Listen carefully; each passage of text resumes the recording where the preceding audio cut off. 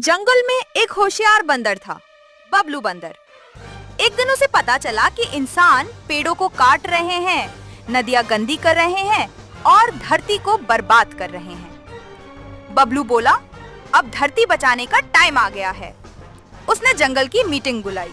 शेर, हाथी, तोता, सांप सब इकट्ठा हुए। प्लान बना, इंसानों को सबक सिखाओ, लेकिन प्यार से। बबलू और उसकी टीम पहुंची शहर में। बंदर पेड़ पर चढ़ गया और माइक उठाकर बोला, अगर धरती नहीं बचाई तो हमें रहने की जगह नहीं मिलेगी, ना जानवरों को ना इंसानों को। बच्चों ने वीडियो बनाई, वायरल हो गया। इंसानों को समझ आया, ये बंदर तो सच्चा हीरो है। लोगों ने पौधे लगाने शुरू किए, प्लास्टिक बंद किया और पानी बचाने लगे। बबलू बंदर ने मुस्कुराकर कहा, मिशन पूरा हुआ, अब बबलू जाएगा